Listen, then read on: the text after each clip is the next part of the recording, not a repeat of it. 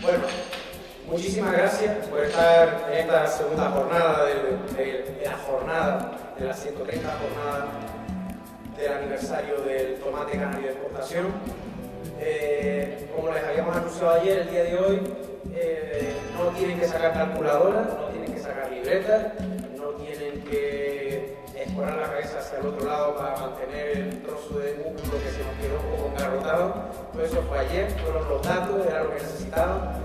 El día de hoy, como les decíamos, va a ser un día más dedicado a la gastronomía, a conocer por qué el tomate nuestro está bueno, por qué se demanda, por qué las características que tiene.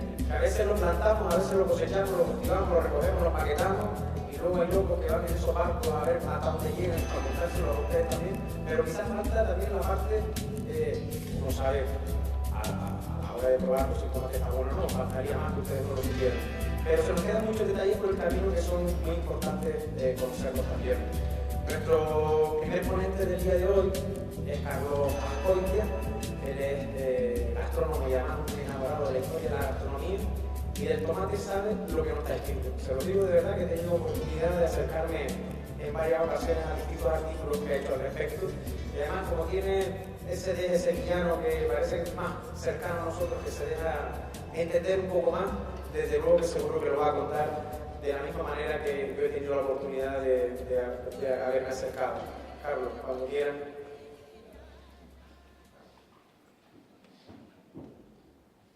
Buenos días.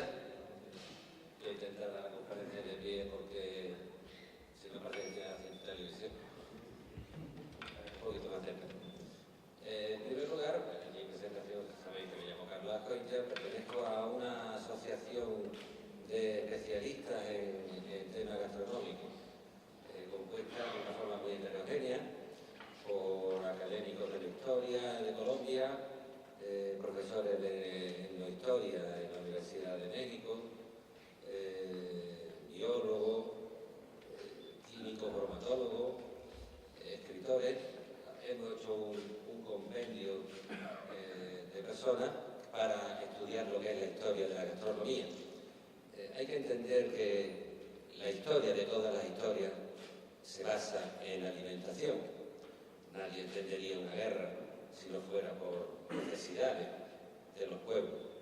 Si un pueblo está bien alimentado, jamás hará nada. Está claro, nunca se meterá en una guerra. Entonces, los alimentos fueron motivos, pues, como ya he comentado, de guerra y se gestaron por revoluciones. Y puedo poner el ejemplo, la Revolución Francesa del año 1797-98 fue como consecuencia de que en París no llegaba el pan. El pueblo moría de hambre, entonces se dieron a cortar pescuezos allí a todo el mundo que comía. También los movimientos revolucionarios, como es el IRA en Irlanda, es consecuencia de la enfermedad de la patata, que quisieron hacer su independencia fuera de Inglaterra porque no eran solidarios, fueron solidarios en su momento. Formaron parte de las religiones. Esto es como un apartado para dar un poquito de acceso a lo que vamos a hablar. Se formó parte de las religiones incluso de una forma simbólica, y podemos encontrar en Grecia, por ejemplo, la diosa Ceres, la diosa de los cereales, o incluso en la religión católica encontramos la representación simbólica del cuerpo y la sangre de Cristo en el vino y en el pan, son los productos mediterráneos. También se utilizó para dominar a los pueblos, para dominarlos, llegando a imponer un consumo determinado de productos desde el poder. Y pongo el ejemplo de lo que es la patata o lo que es el maíz, por ejemplo.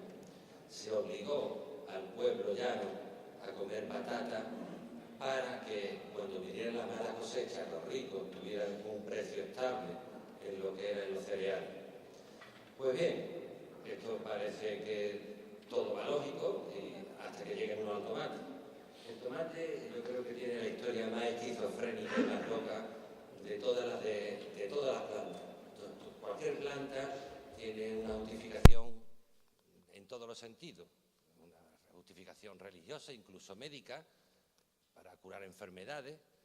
El tomate no, el tomate desde sus comienzos es algo totalmente ido. Y ahora vais a entenderlo porque es muy complejo. Motivo de robo histórico también.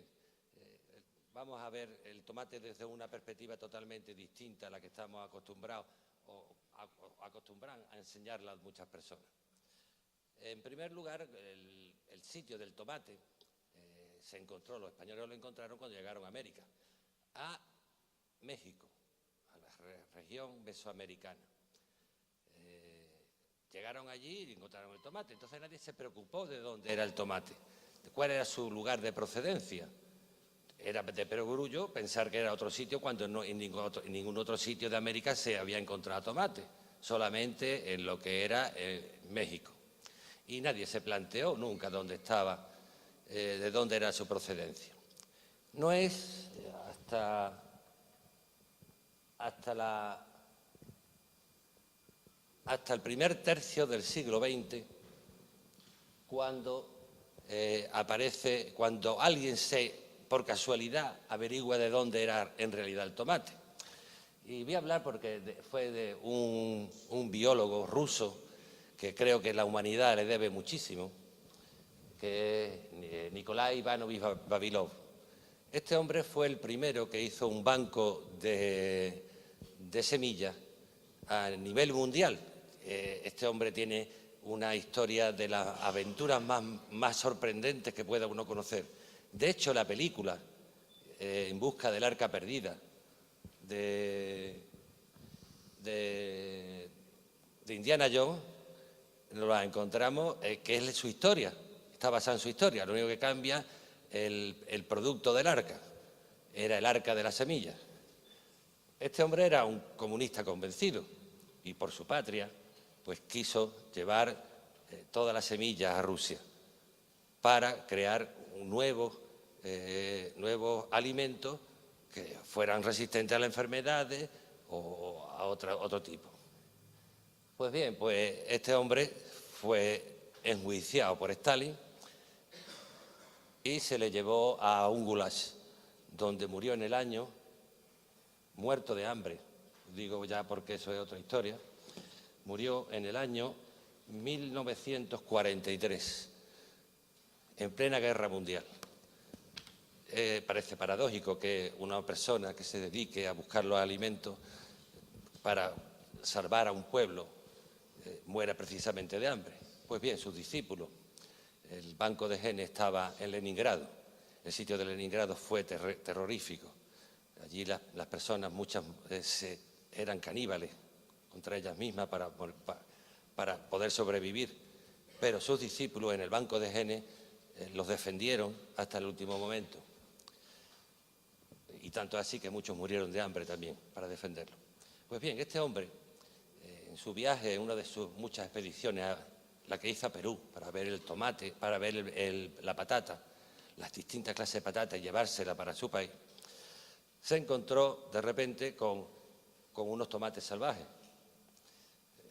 Entonces encontró, y es muy importante recordar estos nombres porque después los vamos a encontrar porque cuando veamos las mezclas que se hacen, encontró el tomate de cereza, el de la pasa, el perivarium, el hirsutum, el chesmaní, el chilensis, el smaleski y el glandulosum. Los tres primeros son rojos y el resto son verdes. Estos tomates no tenían más de 1 centímetro, 1,5 centímetros máximo, lo que nos da idea que no estaba domesticado. Tanto es así que la lengua quechua no tenía, la lengua quechua es la lengua de los incas, no tenía una definición para ese tipo de planta. Entonces, en un lugar donde se ve una planta salvaje que tiene varias variedades de la planta, significa que es el lugar de origen. Entonces, eso quedó muerto como consecuencia de haber desaparecido de haber muerto Vavilov, y nadie se volvió a preocupar por el tema. Hasta que en el año 1992, en el 5º centenario, una revista parisina, que es muy importante, que habla de alimentos, de historia del alimento, Le Courrier de la Planète, hizo unos números especiales diciendo cuáles eran los alimentos que habían traído a América hacia Europa. Es curioso, esto es otra anécdota que es independiente. Cuando algo es bueno, se dice, los alimentos se trajo a Europa. Cuando algo es malo, dice, esto es lo que se llevó a España. Algo que sí debemos de aprender, y lo vamos a ver después, lo que es un robo histórico auténtico.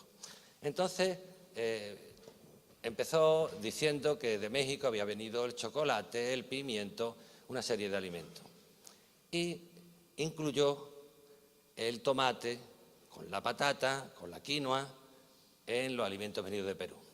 Hasta ahí todo parecía lógico, estaba dentro de la lógica más grande, hasta que un diplomático de París, entonces explotó, que era mexicano, explotó diciendo que había una serie de sabios que se tenían la osadía de decir que el tomate no venía de México.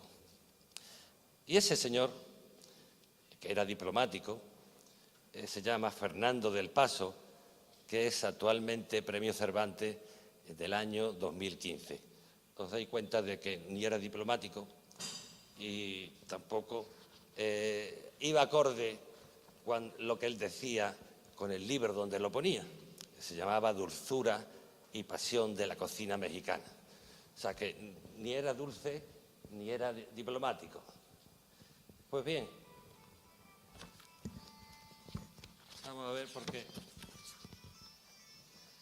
Entonces hay que preguntarse si no se comía en Perú el tomate, ¿cómo pudo llegar a México cuando, independientemente de algo que quiero que se os deis cuenta, que aquí, que no sé cómo,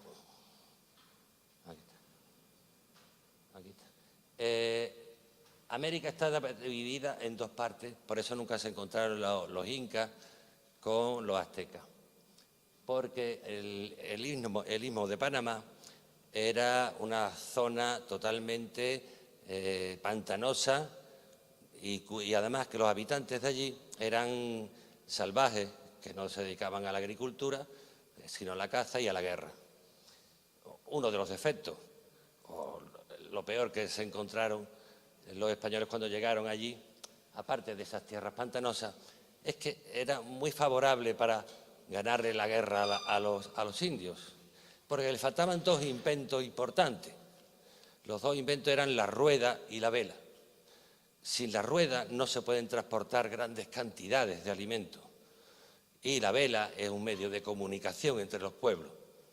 Pues bien, al no existir eso, pues los aztecas tenían una civilización determinada, más los incas tenían, la de Perú era totalmente distinta. Entonces, la forma de cómo tenía que llegar esa semilla, que en un sitio no eran conocidas casi y eran salvajes, hasta llegar a México para poder domesticarla, hubo un jesuita, que era Bernabé Cobo, que siguiendo la pista de la alimentación de las palomas precisamente, porque la migración, este es un mapa de migraciones de animales, de las aves, entraban por Perú, pasaban el istmo de Panamá y iban hasta México.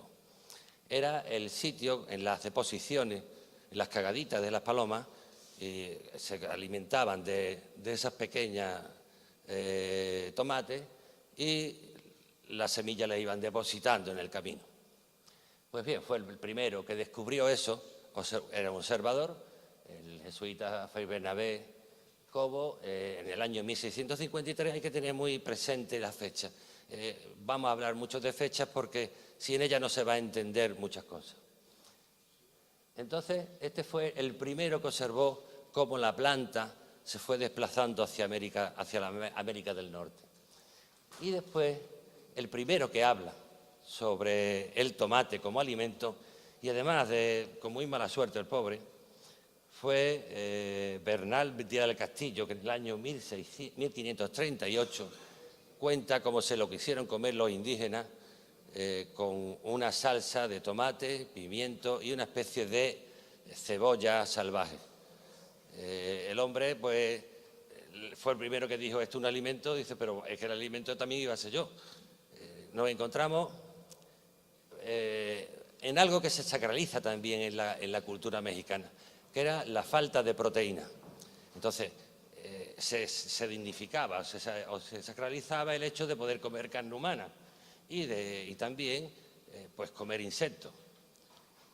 Una de las causas de la cocina mexicana importante es los insectos que se cocinan. No es de extrañar tampoco, hay muchas civilizaciones que se han dado. Por ejemplo, Jesucristo, la cuarentena que estuvo en el desierto, se alimentó de saltamonte. Los hombres primitivos se alimentaban de caracoles, que puede parecer un alimento que para muchos es asco, pues ha llegado hasta hoy. Así que, teniendo ya presente esta idea, ya tenemos el tomate en México. Duró pues, aproximadamente unos 500 años en la domesticación y se fueron creando nuevos tipos de tomate, haciendo los cruces genéticos. Entonces, el primero que habla del tomate como alimento ya del pueblo es Fray Bernardino de Sahagún, que escribió Historia General de las Cosas de Nueva España en el primer libro antropológico que se escribió en América y que fue presentado al Papa en el año 1580.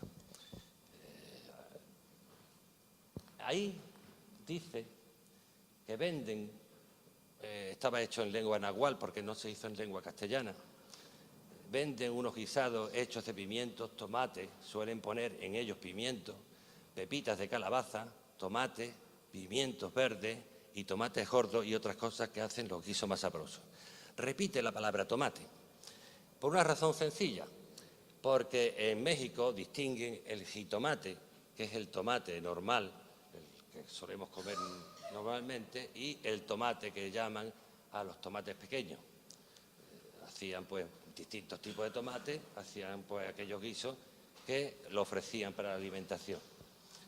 También por la misma fecha, del año 1570, Hernández de Toledo, que era protomédico, que se lo envió Felipe II para estudiar todas las plantas de América, porque otro de los conceptos equivocados o que quieren vendernos es que el español fue allí a robar oro y plata. Fue a traerse oro y plata, sin la menor duda, pero querían traer algo mucho más importante que todo eso, que valía más que el oro y la plata, que eran las plantas medicinales. Se hizo mucho por traer plantas medicinales a Europa, que estaba deficitaria de ellas. Entonces, Felipe II envió a este hombre, al protomédico, para que viera todas las plantas que podían ser beneficiosas para curar a la población europea, que eso era un gran negocio, que se iba a extender, que España como tenía la exclusividad de las cosas de América, pues entonces no había problema. España era el dueño y señor de las casas farmacéuticas, como aquel que dice. Entonces este hombre habla del tomate, habla de muchas clases de tomate. Este libro es un libro muy desgraciado. Este libro se lo encargó, llevó una expedición con pintores, fue una expedición muy bien organizada. Cuando se terminó, se trajo a España, se quedó en el Escorial. Felipe II se lo encargó a un impresor que era de Venecia. Ese hombre se muere, se queda en el Escorial, se queda esperando otro momento para mandárselo a otro impresor y resulta que el Escorial arde y arde entre ellos la obra esta. Solamente queda una copia de un sacerdote en México, pero ya sin los dibujos. Pero habla de una cantidad de tomates en lengua nahual, los nombres que tenían, todos los tipos de tomate, que era un tomate pues amarillo, otro rojo, otro pequeño, otro grande, y que se utilizaba en medicina. Cosa curiosa, sabía que el tomate, lo que era la planta, no el fruto. El fruto sabían que era comestible porque era evidente, en la calle se comía, en todas partes. Sabían que podía ser venenoso. Entonces se utilizaba la raíz del tomate amarillo y hace referencia a un caso en el año 1577 de un sacerdote que tuvo retención de orina en México. Entonces un chamán fue el que le dio la solución.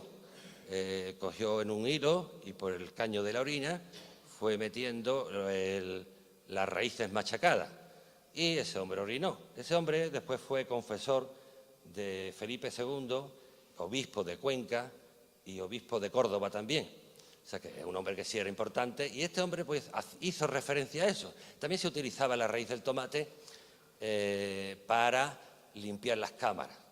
O sea, si alguien se había tomado un purgante, lo poco que pudiera quedar en el intestino, pues con eso terminaba ya de echar todo lo que tenía que echar el pobre.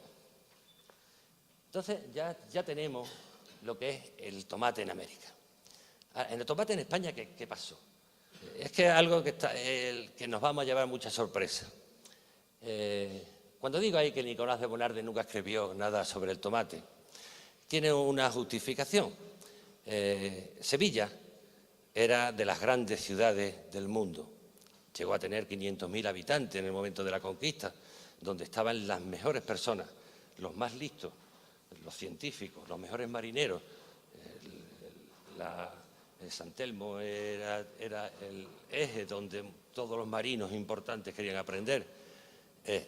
Así que los que estaban fuera de España, o sea, los franceses, los holandeses, no tenían acceso a todo lo que se traía. Por una razón sencilla. Vamos a ver, Sevilla estaba en un sitio idóneo, estaba a 80 kilómetros del mar, tenía que pasarse por la isla, que es la parte pantanosa del río, era navegable a grandes barcos, así que no era atacable por piratas, porque el que fuera tenía que andar 80 kilómetros tierra adentro, lo cual los barcos estaban en un peligro tremendo, los barcos que podían atacar. Esa era una de las causas. La segunda es que las mareas llegan hasta la misma ciudad de Sevilla, está en la cota 8, sobre el nivel del mar. Pues bien, allí en Sevilla se juntaron pues los mejores comerciantes, las personas más sabias, y también los más sinvergüenzas, los más pícaros, diríamos, de la sociedad. Y ahora hago una comparación. Esto es equivalente a lo que es hoy Internet. Internet es un lugar que es el gran sueño de la humanidad. La gran biblioteca de Alejandría pues sería hoy como un kiosco, comparado con lo que es Internet. Ahí puedes encontrar todos los libros que tú quieras, puedes encontrar opiniones de personas muy importantes, pero también están los golfos. Entonces, yo hice el primer estudio sobre lo que es la historia del tomate en Internet y se me ocurrió hacer un experimento sociológico. Estaba harto de que me copiaran y digo, voy a hacer una mentira. Y puse en el libro primero, segundo y tercero de Nicolás de Bonarde de las cosas que se traen de América, es el primero que habla sobre el tomate. Lo dejé muerto ahí durante 6 meses. En esos 6 meses, pues resulta que todas las webs que hablaban de la historia del tomate, decían que Nicolás de Bonarde era el que había introducido esto, pero además lo decían como ellos hubieran investigado. Por eso digo que las fechas muchas veces son importantes para saber. A los 6 meses pues, lo descubrí. Pero mi sorpresa llegó todavía más, porque en la iglesia donde está enterrado Nicolás de Bonarde, los cicerones enseñan en la sepultura y dicen, este hombre fue el que introdujo el tomate. O sea, hasta se llega hasta esa situación. Una mentira puede llegar a convertirse casi en una verdad. O sea, ahí tenéis el tema. Pero Nicolás de Bonarde no habla, porque nada más que tiene que mirar. No hace falta ni molestarse en leer el libro, sino solamente ver el índice donde vienen todas las plantas que están en América. Habla del tabaco, donde dice que es buenísimo para los pulmones. Muy curioso, o sea, los conceptos como van cambiando en la historia, porque decía que los alveolos pulmonares se abrían y era muy bueno. Él aconsejaba fumar a las personas que padecían de los pulmones. o hablaba de plantas sumamente curiosas, solamente para quitar la hemorroides. Uno de los problemas que sí tenemos que tener en cuenta es que hasta el siglo XX el ser humano ha padecido mucho del estómago por la conservación de alimentos y también de hemorroides. Las hemorroides han sido tremendas para la humanidad. Eso es algo que tenemos que tener en cuenta. Y si el hombre habla de una planta milagrosa para la hemorroide, pues claro, el hombre decía, yo aquí me forro de dinero, ¿no? Pues bien, nunca habló del tomate, cosa extraña, parece raro. A lo mejor sería que el tomate era algo normal y no le tomaba atención porque médicamente el tomate no podía hacer nada, salvo la excepción que hemos contado. Entonces, pero en cambio sus discípulos, Arias Montano, Juan de Castañeda y Simón de Tobar, sobre todo Simón de Tobar, los tres eran médicos que se dedicaban también a la biología, no existía entonces la carrera de biología, se dedicaban al estudio de las plantas que había. Y Simón de Tobar es el que introdujo el tomate en Europa, porque tuvo una correspondencia muy grande con Rembert Dodoens, que fue que en el año 1554 dijo que el tomate estaba emparentado con la mandrágora. O sea, que le mandaba la semilla, pero las instrucciones de uso no se la mandaba, estaba evidente. Entonces, ¿qué ocurría? Aquí se comía el tomate, pero al que lo recibía de repente lo miraba y decía, esto es un veneno, tío, esto no se puede comer. Ese es el concepto Europa-España, la diferencia que hubo. Curiosamente tampoco habla del tomate. Yo digo que es muy esquizofrénica la historia del tomate, porque el tomate no se habla en el gran libro de agronomía de España. España tuvo dos libros agronómicos importantes, uno árabe, de Isaías, que lo escribió en árabe, y después el de Gabriel Alonso Herrera, que lo escribió en el año 1513, jamás habló del tomate, ni en las ediciones posteriores, y que estuvo en vigencia ese libro hasta la Guerra Civil Española. Tan importante es el libro. Solamente en el año 1819 se hace una adenda sobre los productos americanos y donde se habla del tomate y cómo debe plantarse, pero ya muy posterior. O sea que, y se lo hace la Sociedad Económica Matritense, que es la que hace las correcciones. Pues bien, aquí ya encontramos que en España hay una confusión bastante rara de tomate o no es conocido. Entonces, nos encontramos que nos vamos a la jardinería. El tomate era evidente que en toda Europa era una planta de jardinería que era extraña, era una planta con un fruto rojo y en todos sitios se plantaba. Entonces, encontramos a Gregorio de los Ríos, que era un clérigo de la Casa de Campo, en el año 1592, que edita un libro dedicado al tomate. Y este libro es importante porque nos va a descubrir las copias europeas de lo que es la historia, lo que es el tomate. Porque él dice, y tiene un error ortográfico, que dice pomates, y equivoca la T con la P. Como estaban escritos a mano los libros, la mayoría, pues entonces el hombre dijo, pues son pomates. ¿Por qué? Porque era lógico para él. Porque eran pomas, las pomas son las manzanas, o las frutas en general, pero normalmente suele aplicarse al tema. Y decía, hay de 2 o 3 maneras. Es una planta que lleva unas pomas acuarteronadas, vuélvense coloradas, no huelen, dice que son buenas para salsas, tienen simiente, duran 2 o 3 años, quieren mucha agua y otros la llaman del Cairo. Aquí encontramos que esa equivocación de poma, vamos a encontrar una explicación en otro sitio. En Francia la llamaba la manzana del amor, le pomme d'amour. En Italia se le llamó la manzana de oro, pomodoro. Quizá ese error, porque ese libro de jardinería pasaría por toda Europa, fue el que dio la pista, o la falsa pista, a los europeos, de las pomas, el nombre que se le puso en los demás sitios. Lo digo porque vamos a ver que nos ha ido robando la historia poco a poco. Pues bien, entonces, aquí habla ya que es una salsa que se come, entonces se seguía comiendo en España, se comía en América cuando llegaron los españoles y evidentemente se trajo a España con las mismas condiciones, que era un alimento pues, que servía como salsa. Pero es raro que nadie hable del tema. Vamos a ir descubriendo el porqué.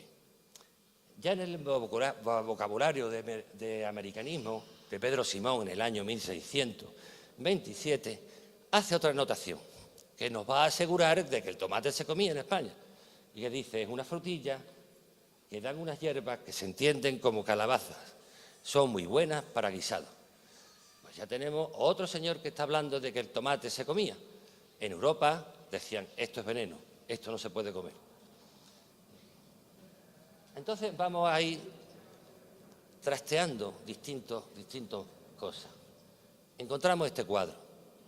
Este cuadro es de Bartolomé Esteban Murillo. Fue pintado para el convento de San Francisco, que es el lugar que ocupa hoy el Ayuntamiento de Sevilla, Plaza de San Francisco y Plaza Nueva. Si el que conozca Sevilla, pues sabe que es el centro neurálgico de la ciudad. Pues bien, ese convento se expropió parte de él cuando se casó Carlos V con Isabel de Portugal, que se casó en Sevilla, y llegó al ayuntamiento que había entonces, que estaba en la Plaza Virgen de los Reyes, frente por frente a la Giralda, y este tenía adosado el mercado. Y había una peste a pescado tan tremenda que dijo Carlos V, esto no puede ser aquí y tenéis que llevarlo a otro sitio. Entonces, en ese sitio, para ese convento, pintó Bartolomé Esteban Murillo este cuadro, que además es de 1,80 m por 4,50 m y que fue de alguna forma robado por el mariscal Soult en la invasión francesa a España. Tiene una explicación, vamos a explicar todo el tema. Y esto representa pues, a Fray Francisco Pérez, que era un cocinero franciscano en estado de éxtasis.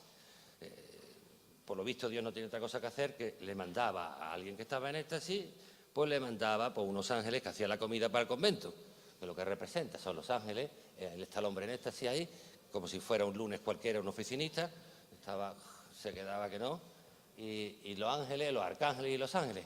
Y ahora si nos fijamos en estas figuras de aquí, estos ángeles pequeños, vamos a ver algo que nos puede sorprender. Porque mientras el resto de la población no hablaba de que se comía, salvo excepciones que hemos visto, pues nos encontramos con que aquí conviven las berenjenas, un tomate. Entonces, el primer sitio, en el arte vemos el primer sitio donde era comido por los curas. Entonces, hay que pensar, ¿qué curas eran esos? Entonces, tenían votos de pobreza. Entonces, una pista puede ser que sea un alimento de clase, el tomate. Fuera un alimento de clase, los pobres lo comían, los ricos no lo comían. Y vamos a seguir con la pintura. Nos vamos a Luis Egidio Meléndez, que pintó en el siglo XVIII, pues una colección de cuadros para el Palacio de Aranjuez por encargo de Carlos IV, y donde ya el tomate tiene un carácter ya grandioso. O sea, quiere decir que en menos de un siglo pasa de ser un alimento de clase a un alimento de las élites, porque esto era para palacio. Entonces, y hay varios cuadros, hay 2 o 3 cuadros de esto pintados. Este hombre el pobre murió en la miseria y tituló la serie un divertido gabinete con toda especie de comestible que el clima español produce. O sea, ya tenemos que el tomate era algo que era comido a mediados del siglo 1700, pues ya era comido por todas las clases sociales. Pero no encontramos, vamos a hacer un paréntesis a Canarias, porque a partir de ahora vamos a hacer muchas aproximaciones a Canarias.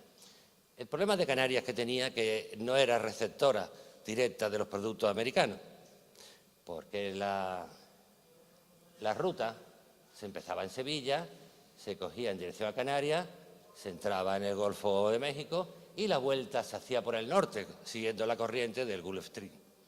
O sea, era lógico, en dirección a las Azores y volvía a España. O sea, los productos que llegaban de América a Canarias, pues o eran muy importantes para poder llevarlos, porque no tenía sentido llevarse productos americanos a América otra vez de nuevo. O sea, que está claro que Canarias quedó como en Orsay con relación a la alimentación americana. De ahí que el tomate no sea muy conocido y la patata fue conocida a principios del siglo XIX. Hasta entonces no estaba muy apreciada. Entonces vamos a seguir indagando eso que digo de alimento de clase. Si nos vamos a los libros de cocina, nos encontramos que en pleno siglo de oro nadie habla del tomate. O sea, los libros que entonces eran, en España el 80% de la población eran incultos, no sabían leer, era para gente pues, que estaban pues, más o menos situados económicamente y que tenían una cultura. Entonces, ni en el libro de arte de la cocina de Diego de Granado en el año 1599, ni Francisco Martínez Montiño en 1616, que son los exponentes máximos sobre lo que es la cocina del siglo de oro. El que quiera saber de cocina siglo de oro tiene que irse a sus libros de cocina. Pues no habla del tomate, no existe el tomate dentro de los libros, que ya es raro. Pero en cambio, 100 años después, Juan de la Mata, que era repostero de la corte, introduce la primera receta en el año 1547, que era una ensalada de tomate exactamente como la conocemos hoy. Tomate cortado con aceite, vinagre, sal y pimienta. O sea, es la primera receta que aparece en un libro de cocina y además un libro de cocina de la corte. Pero ahora vamos a irnos al libro más importante que tiene mucho que ver con Canarias. Es El arte de la nueva cocina, y escrito por un fraile en el año 1758, que era Juan de Altamira, que introduce una receta del bacalao con tomate. Parece que no tenga mucho que ver con Canarias, ¿no? Pues vamos a ver que sí, porque vamos a ver qué pasaba en Europa. Y nos vamos a saltar los dos primeros apartados, porque vamos a irnos al de abajo. En Inglaterra entró el tomate como la cultura europea, entró en el año 1570 como una planta ornamental. Y se hacía en los jardines, se plantaba y demás, nunca como alimento. Pero hubo una escritora, que era la más famosa, era la bestseller de su época, en el año 1758, que era Hannah Glasse, que escribió una receta de cocina que se titulaba Cómo cocinar los abadejos a la forma española. O sea, que encontramos que copió exactamente el libro de Juan de Altamira, que entonces era muy normal, que entonces los derechos de autor no existían. La gente lo copiaba hasta con la coma. Yo he encontrado recetas en 6 o 7 libros sobre la patata, sobre recetas de patata, exactamente, pero vamos, con la coma, el error que pueda haber, lo copiaban exactamente igual. Bueno, pues esta Hannah Glasse, en el año 1758, introdujo el gusto del tomate en Inglaterra. Esa fue la precursora de que hubiera una demanda en Inglaterra de tomate, que aprovecharon en el momento histórico que estamos hablando, que fue el desarrollo bestial de lo que era el colonialismo, el neocolonialismo industrial que utilizó Inglaterra. Pues Canarias era un sitio que le venía muy cerca, podían acercar ese producto que se hacía y que cada vez tenía más demanda, porque se dieron cuenta que esa salsa, la salsa del tomate, estaba exquisita. Ahora nos encontramos en el tema histórico de robo, pues una posible, donde titula ahí una posible mentira muy beneficiosa para los italianos. Resulta que hay una referencia. En España se puentea. En España se dice, España conoció el tomate, lo conoció Hernán Cortés, lo trajo a España y de repente desaparece la pista española en toda Europa. De repente aparece en Italia, donde te dice, mira, es que apareció ahí un tío, que era este hombre, Petrus Matiolus, que decía que en el año 1544 decía que el tomate era comestible. Que el tomate era comestible lo sabíamos nosotros desde que estábamos allí en América. Pero era importante saltarse, porque políticamente España era la gran potencia que había que saltarse. Y es muy importante tener el prestigio de yo fui el que puse el tomate, el otro el que hizo no sé cuánto, y la potencia colonizadora, que es la que lo hizo, queda al margen totalmente. Se puentea y históricamente desaparece. Pues bien, esta referencia he intentado por todos los medios, solamente hay un escritor norteamericano que es investigador que es el que dice eso. Pero yo no tengo constancia, porque lo hace además en sus discursos. Los libros, si existen los libros, no habla del tomate, pero dice que lo dice en sus discursos. De todas formas, no lo veo relevante, porque si en el año 1944 decía que era comestible, eso lo sabíamos nosotros y no hace falta que nos salten. Es que está escrito, que no hay más historia. Después, en el año, Joseph Pitton Tournefort, en el año 1694, que este era un gran profesor de medicina en la Universidad de París,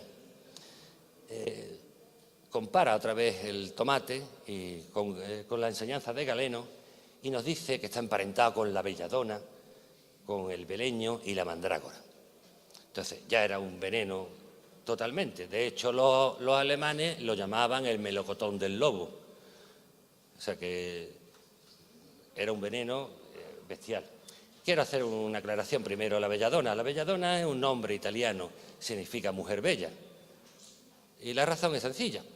Las mujeres, con el veneno, se echaban unas gotas en los ojos, se les dilataba la pupila, no veían un pijo, pero estaban muy guapas.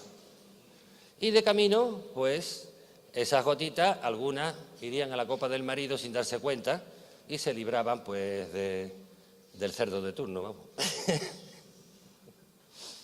Y ahora vamos a entrar, y cada vez nos vamos a ir aproximando mucho más a Canarias. Estos son mensajes casi subliminales sobre lo que pasa en Canarias o que puede pasar en Canarias. Estados Unidos se convirtió en una locura con el tomate a través de su historia, como vamos a ir viendo, porque merece un apartado totalmente distinto. El primero que lo introdujo como una planta, porque hay que entender que la conquista americana los españoles lo hicieron de una forma y los sajones de otra. Los españoles estaban conquistando 60 veces España y necesitaban de los indígenas para poder sobrevivir. De hecho, cuando entraban, les enseñaban lo que era la agricultura necesaria para hacer pan, los animales que llevaban, como era la vaca, el cerdo, las gallinas, que no la conocían, pues le enseñaban todo eso porque tenían que valerse de ellos para poder alimentarse. En cambio, el sajón hizo una racia de tal forma que fue aniquilando constantemente a toda la población. Así que cuando tenían que recibir algo de América, un producto americano, lo que hacían es que venía de Inglaterra, que se lo iban diciendo. De hecho, la patata fue una de ellas, vamos. Y también el tomate. El tomate en 1781, el presidente Thomas Jefferson, pues lleva su macetita y planta su tomatito y lo puso como una planta como de exhibición, para que la gente la viera. Está muy documentado todo el tema. Después un refugiado francés de Santo Domingo en el año 1789 la llevó a Filadelfia y en Salem, en Massachusetts, no el Salem de Oregón, pues aparece como un alimento. Pero claro, un alimento sumamente sospechoso. Lo llevó un italiano, un pintor italiano, y empezó a comer tomate el hombre por allí, pero estaba muy mal visto. Hasta que llegamos a un escándalo que se montó en el Palacio de Justicia de Massachusetts del año 1830, donde un tal coronel Robert Gibbon aparece por allí con un canasto lleno de tomate y a buen grito dice que se va a comer la canasta de tomate y que a él no le va a pasar nada. Entonces, el carácter americano es muy específico. Pues empezaron a apostar entre todos. Uno decía, este se muere, nada más que se tome el tomate, otro va a coger un cáncer. Es anecdótico, pero fue el primer hombre que dijo, yo puedo comerme todos los tomates que quiera, que no me voy a envenenar como así fue. Claro, el hombre acabó muerto de tomate, harto de tomate, y se fue para su casa. Es anecdótico, porque cuando de verdad en Estados Unidos entra a formar parte de lo que es la alimentación, el tomate en la guerra de secesión, donde todos los hombres jóvenes que estaban trabajando el campo, pues estaban en los frentes de batalla. Entonces las mujeres eran las que tenían que mandarle los alimentos que podían, entre ellos las sopas de tomate. Y eso fue cogiendo el gusto cada soldado, y cuando volvieron a sus tierras llevaron el gusto por el tomate. A partir de ese momento ya se hizo un alimento básico, o que era necesario entre la población. Pero ahora nos vamos a encontrar el disloque, porque esto es para tocar como en el circo por los tambores, ¿no? Os voy a enterar. El Estado puso un arancel que grababa con un 10% en el año 1883, grababa con un 10% las importaciones de verduras de la India Occidental. Entonces en la lista aparecía el tomate. Entonces hubo un importador, que el hombre pues se llamaba John Nix, que cogió y dijo: no, usted está equivocado, esto es una fruta y no es una verdura. Siguió poniendo los aranceles, de forma que llegó a un juicio contra el jefe de aduana de Nueva York, que se apellidaba Hayden, siendo esta una de las sentencias más importantes que tiene Estados Unidos, porque era una jurisprudencia donde las cosas son lo que parecen y no lo que son.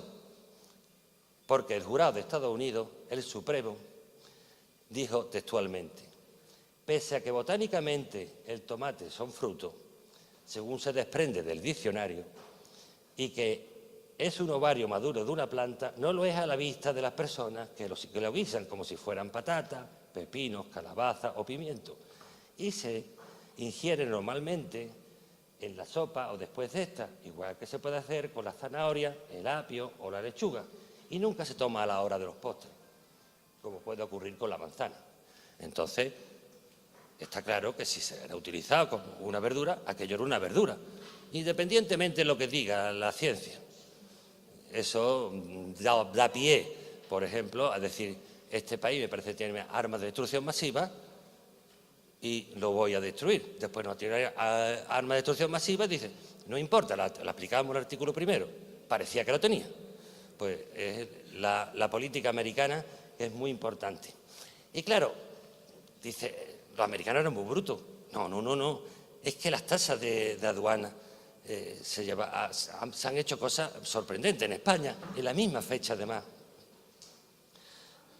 Para el Museo Biblioteca Víctor Balaguer de Vilanova y Geltrú de Cataluña, se llevó a un bosquimano, que el pobre hombre lo cazaron como si fuera una bestia, y lo disecaron para exponerlo en el museo. Y se pagó la tasa como si fuera bacalao. O sea, parece un chiste, o a lo mejor era muy chistoso el hombre de aduana, que no tenía la conciencia de que era un ser humano, pero se pagó como si fuera un bacalao. Eso fue lo que tuvieron que pagar. Ya en el siglo XXI, la ONU ordenó que ese hombre fuera enterrado con todas las dignidades de un ser humano, y lo llevaron a su país y lo enterraron, salió hasta en la tele. Recuerdo aquello que fue muy nombrado en su momento. Seguimos con la publicidad ahora en Estados Unidos. Estados Unidos yo creo que es el gran impulsor del tomate a todos los niveles. Joseph Campbell comercializa pues la sopa de tomate concentrado en el año 1897, pero durante toda su historia fue machacando el marketing, de modo que hasta Andy Warhol, innovador del pop-up, hizo este cuadro. Y este cuadro, yo no daría un duro por él, porque es una copia de una lata de tomate, pero el valor es infinito. Después involucraron a lo que fue un presidente de Estados Unidos, Ronald Reagan. Aquí tenemos a Ronald Reagan con un concentrado de verduras, se llamó el V8, y que lo anunció en el año 1948. El hombre fue muy agradecido, porque en aquella época era un actor de segunda, no tenía trabajo, y en el año 1981, siendo ya presidente de Estados Unidos, lo propuso como vegetal a tomar en todas las escuelas públicas de Estados Unidos. Como vemos, el concepto sajón, o el concepto americano, y el concepto europeo cambia mucho, se nota mucho el concepto español. Nosotros somos herencia de los árabes durante 800 años. O sea, si tú abres una tienda de babucha al lado de mi tienda de babucha, yo a ti te voy a matar, ¿no? Y en cambio en Estados Unidos dice, si tú vendes babucha, yo también voy a vender babucha. No tengo problema, aquí vamos a traer a más clientes que van a venir a ver más calzado. Pues algo parecido ocurre en Estados Unidos. Porque hasta los actores porno hicieron propaganda del tomate en una sensación de tomatemanía nacional, donde decían que tomando mucho tomate el esperma tenía mejor sabor y lo hacían en deferencia a sus parteneres en las películas porno.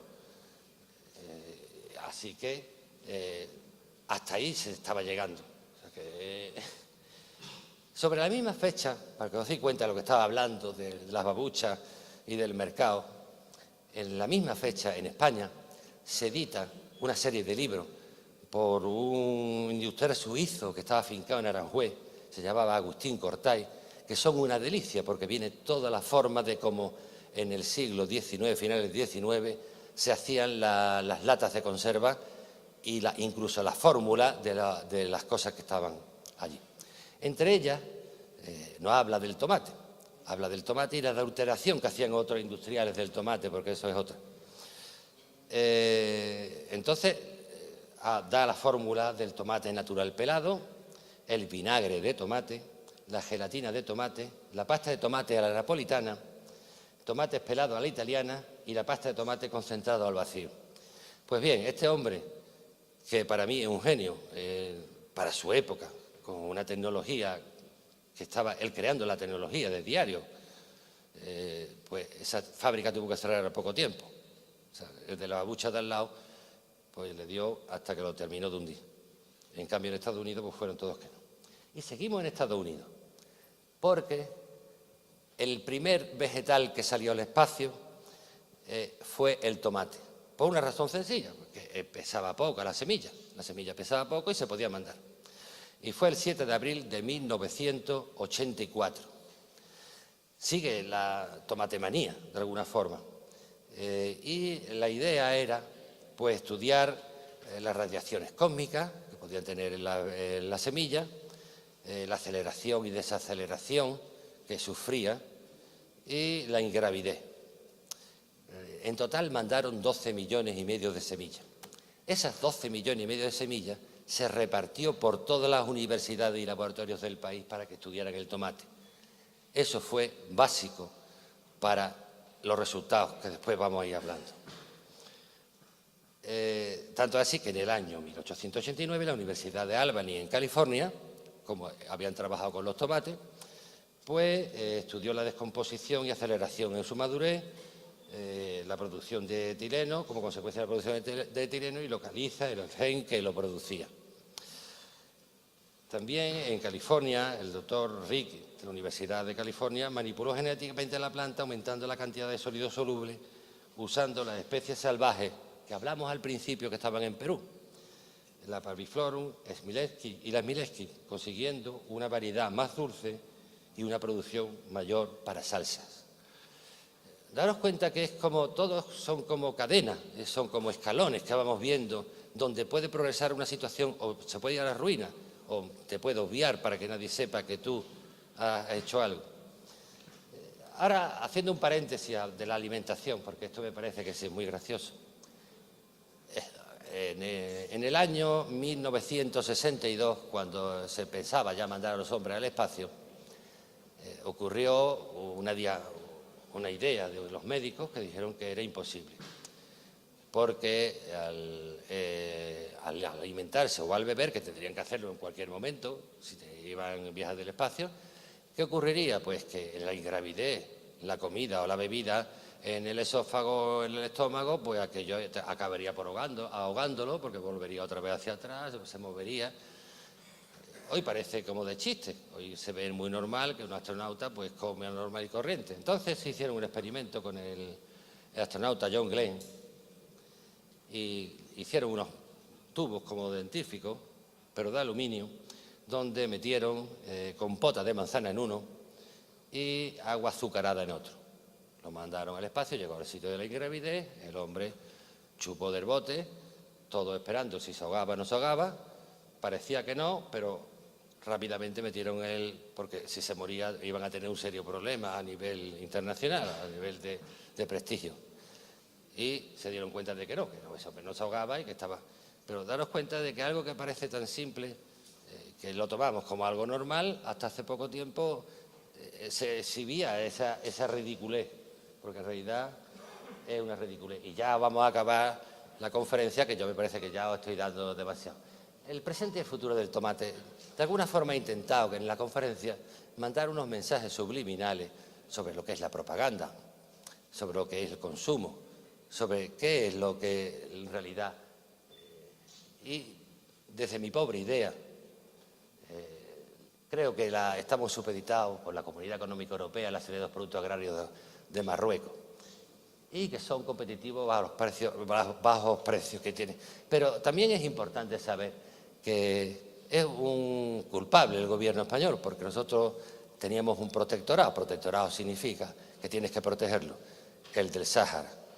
Si hubiéramos cumplido nuestra misión en su momento, Marruecos no iba a vender los tomates como lo está vendiendo en España, porque lo que está es coaccionando gracias al banco pesquero saharaui. O sea, eso sería una de las causas que hemos estado viendo. Después la pésima política agraria, que se liberalizó toda la agricultura. Entonces pues nos encontramos que hay tomate en todos lados. Si es que tiene alguien una de estos y también se hace una maceta y hace tomate. Pues tenemos la de Almería, Aragón, en Valencia, en Sevilla, y que perjudica gravemente, aunque esté subvencionado en parte, pero de alguna forma está dejando en Orsay. Y después lo más terrible de esta situación, que ya es ficción, pero ficción inmediata, que son las reuniones secretas de la Comunidad Económica Europea y los Estados Unidos que se están desarrollando en estos momentos y que pueden inundar de tomate californiano toda Europa, pero ya vamos a tener que pisar tomate cuando van a hacerlo. Creo que las posibles soluciones, y con esto termino, hombre, una de ellas sería crear el Instituto del Tomate. Es fácil de llevar, fácil de pagar, me refiero, porque parte lo puede pagar el gobierno insular, parte lo puede pagar la universidad. La universidad toma prestigio porque aquellos estudiantes que salgan saldrán especialistas, le interesa, y parte los agricultores. Sería a pagar entre tres, pues no sale excesivamente caro. Después invertir en una publicidad verdaderamente creativa y agresiva, algo que yo no aprecio en principio en el tomate canario. Tienes que vender tomate canario casi como si fuera Dios, como lo hacían los americanos. Crear casi una empatía hacia un tomate determinado. Pero claro, eso sí se puede hacer siempre que tenga un instituto de tomate y vayas creando unas razas distintas de tomate más agradables y además que tengan denominación de origen. Algo que digo que tengo poca idea sobre el tema, pero me aventuro, porque ya que estoy aquí, pues voy y me tiro al charco, está claro. Y después buscar nuevos mercados. ¿Cómo? ¿De qué forma? Pues eso es lo que hay. Es que si no el tomate canario tiene en principio un futuro bastante trágico. Y ya está, yo con eso doy terminado la conferencia, puse a un niño pintando una cosa y ya la he terminado, que era mi nombre. Pues nada, pues muchísimas gracias.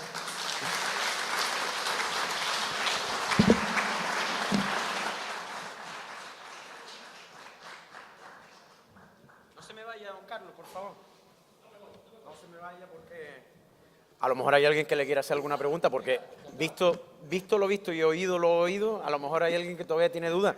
Sobre todo, me imagino que pueda hacer referencia a alguien, ahora lo comprobaremos, a esta larga, dilatada historia y sobre todo sorprendente para muchos.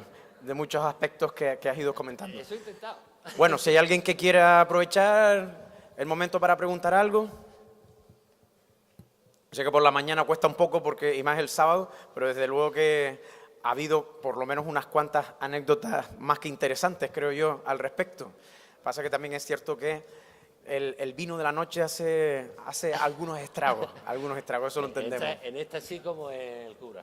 Carlos, yo no obstante, aprovechando que bueno, mientras alguien se anima, bien decías que Canarias, efectivamente, a la hora del tránsito de todos estos productos que llevan de América, había que aprovechar la corriente, no teníamos un sistema de navegación como el actual, pero sin embargo Canarias siempre ha sido esta especie de jardín de aclimatación para muchísimas especies vegetales. Por una razón sencilla, porque como resulta que Canarias era el último sitio donde se recalaban los barcos para abastecerlos, sí se necesitaba traer lo esencial para terminar de abastecer los barcos. O sea, se cargaban en Sevilla de alimentos, en la barra de Sanlúcar algunos, y después, cuando llegaba a Canarias, todo lo que se habían comido en ese camino y los que más perecederos se cargaban en Canarias para llegar a América. Claro, como bien decías, el tomate al principio era... Y el tomate al principio... más como medicina, quizás la prueba está que te llegan los ingleses y lo que te traen son las semillas, para empezar. O sea que tomate había muy poco aquí. Habría tomate, que no digo que no habría tomate, pero es cierto que ocurrió así. Podemos decir con toda la razón y argumentación posible que han sido los sajones, como decías tú anteriormente, sí, o los anglosajones, los que más valoraron el tomate, casi más que los propios era latinos. Una planta, ten en cuenta que era una planta exótica, que además estaba recién descubierta para el sabor y daba unas salsas que son maravillosas, porque yo no creo que haya ser humano que no le guste el tomate. Yo por lo menos me encanta. Entonces, si tenían el abastecimiento muy cerca, le era fácil, no tenían que traerlo de América, que tardaban muchísimo más, aunque fueran con barcos de vapor. Entonces, pues dice, yo te lo planto aquí, me lo traigo, me lo llevo, me lo traigo, pues rapidito, hago mi gran negocio, porque de alguna forma yo creo que fue un negocio no justo, porque creo que debían de haber hecho más reparto de riqueza en Canarias, porque hay que pensar en las personas que padecieron la opresión de los jefes, ¿no? La persona, el pobre del país. Claro. Y no fueron justos, pero bueno, estuvo bien. Carlos, tu especialidad sobre todo es en la parte histórica, pero por aventurarnos, ¿crees que, o más que crees, cómo ves el futuro gastronómico culinario del tomate a tiempo hoy? Ya hemos estado en el espacio. Hombre, ten en cuenta que el tomate es una planta que especialmente se puede manipular genéticamente de muchas formas. Y quizás encontremos el supertomate, eso no hay la menor duda, porque es precisamente el fruto donde más se puede trabajar con él. Por eso yo decía, ¿por qué no hacéis un instituto del tomate? Donde además el tomate sea denominación de origen. El tomate, sea el tomate que se llama Canarias y esta denominación de origen, y este tomate es el mejor que va a haber en el mundo entero, pero eso cuesta investigación y desarrollo, eso está claro, y aventurarse, porque eso es como todo, a lo mejor nunca lo encuentras, a lo mejor lo encuentras mañana. Hemos pasado de ser una fruta a una verdura, de prácticamente no ser consumida, ahora ser prácticamente la más consumida por la humanidad. La más consumida, exactamente. Y entonces, volveremos otra vez a caer, porque tú sabes que el ser humano es tan raro que a veces, o lo que hoy es moda, mañana deja de serlo y... Esto no es una moda en realidad, es un gusto. Y yo soy de la opinión de que esto el tomate va a seguir. Lo bueno sería encontrar el supertomate. Eso sería lo importante en los laboratorios y no esperar que te lo hagan los americanos ni que te lo haga otra persona, coño. Claro. Ya que tú eres aquí el especialista en tomate, tú sabrás genéticamente qué tienes que hacer uno con otro. Claro, en mi opinión. Claro, ¿no? Sí. ¿Alguna pregunta por parte de ustedes? Están sembrados hoy, desde luego. Bueno, pues José Juan Boní, presidente de FEDE, si es tan amable para hacerle la entrega de un pequeño detalle a Carlos Azcoitia por su participación aquí con nosotros, Carlos. Pues muchísimas gracias.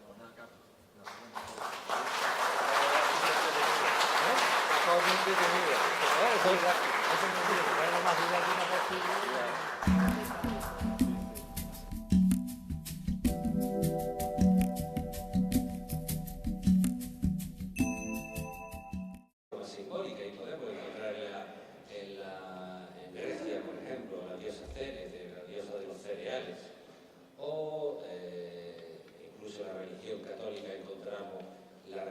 representación simbólica del cuerpo y la sangre de Cristo en el vino y en el pan, son los productos mediterráneos.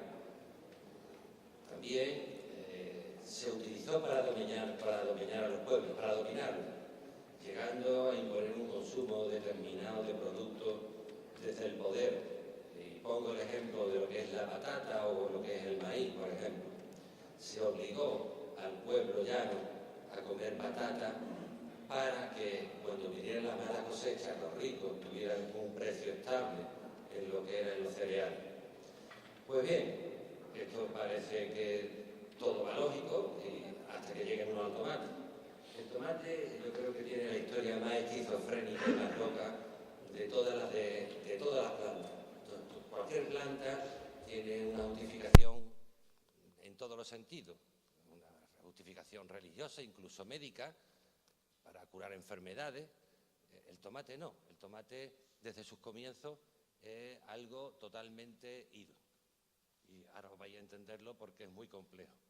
Motivo de robo histórico también.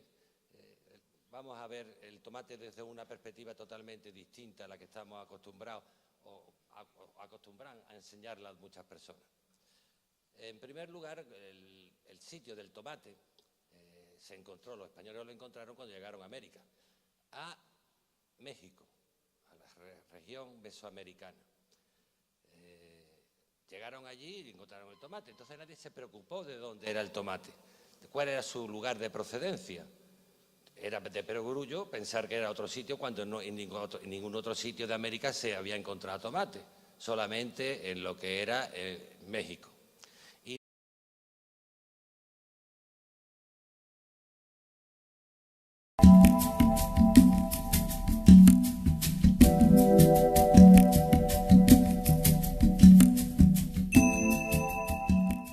Bueno, muchísimas gracias por estar en esta segunda jornada de la jornada, de las 130 jornadas del aniversario del tomate canario de exportación.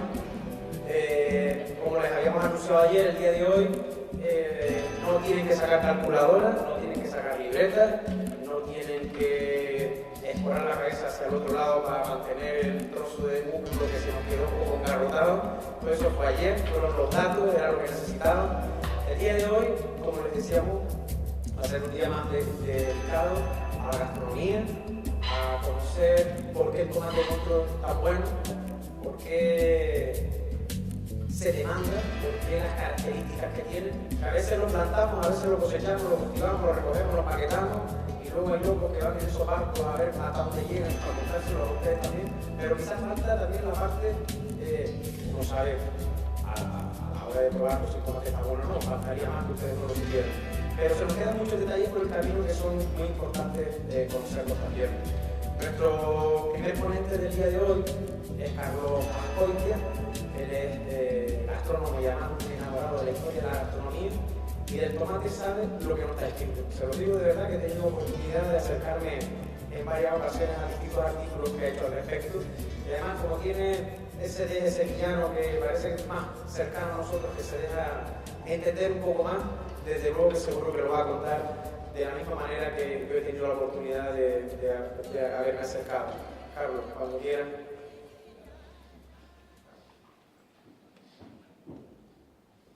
Buenos días.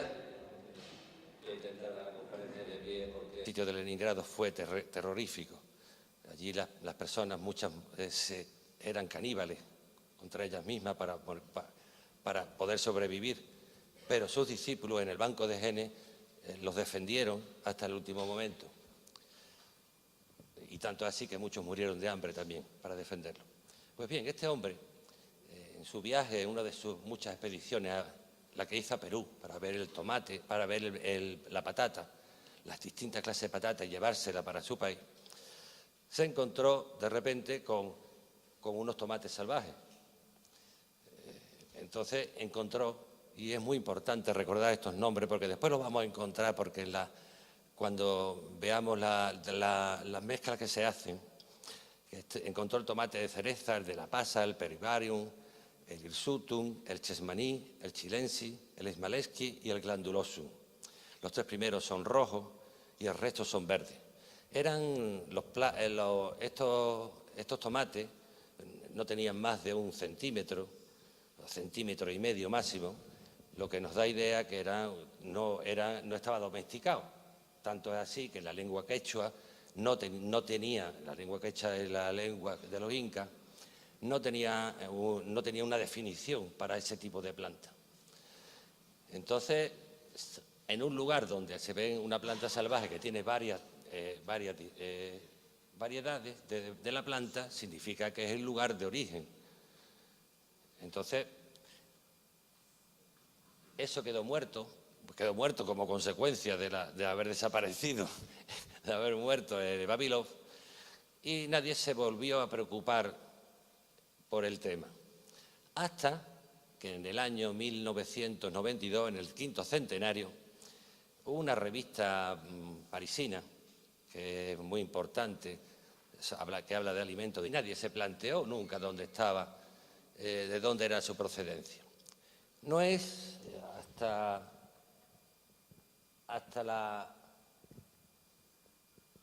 el primer tercio del siglo XX cuando cuando alguien por casualidad averigua de dónde era en realidad el tomate. Y voy a hablar porque fue de un biólogo ruso que creo que la humanidad le debe muchísimo, que es Nikolai Ivanovich Vavilov. Este hombre fue el primero que hizo un banco de semillas a nivel mundial. Este hombre tiene una historia de las aventuras más sorprendentes que pueda uno conocer. De hecho, la película En busca del arca perdida de Indiana Jones, nos la encontramos, que es su historia, está basada en su historia. Lo único que cambia el producto del arca, era el arca de las semillas. Este hombre era un comunista convencido y por su patria pues quiso llevar todas las semillas a Rusia para crear nuevos alimentos que fueran resistentes a las enfermedades o a otro tipo. Pues bien, pues este hombre fue enjuiciado por Stalin y se le llevó a un gulag, donde murió en el año, muerto de hambre, digo ya porque eso es otra historia, murió en el año 1943, en plena guerra mundial. Parece paradójico que una persona que se dedique a buscar los alimentos para salvar a un pueblo muera precisamente de hambre. Pues bien, sus discípulos, el banco de genes estaba en Leningrado. Si no parece que hacen televisión, un poquito más cerca.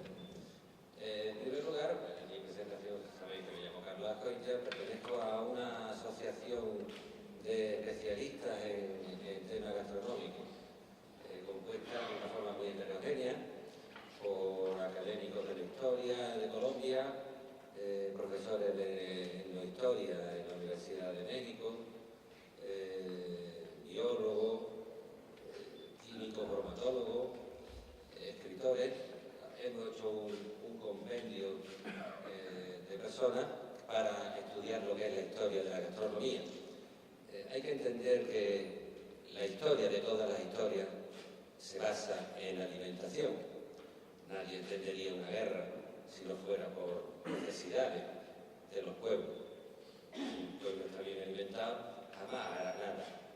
O sea, claro, nunca se meterá en una guerra. Entonces, los alimentos fueron motivos, pues, como ya he comentado, de guerra y se gestaron por revoluciones. Y puedo poner el ejemplo, la Revolución Francesa del año 1797-98 fue como consecuencia de que en París no llegaba el pan. El pueblo moría de hambre y entonces salieron a cortar pescuezos allí a todo el mundo que comía. También los movimientos revolucionarios, como es el IRA en Irlanda, es consecuencia de la enfermedad de la patata, que quisieron hacer su independencia fuera de Inglaterra porque no eran solidarios, fueron solidarios en su momento. Formaron parte de las religiones. Esto es como un apartado para dar un poquito de un acceso a lo que vamos a hablar.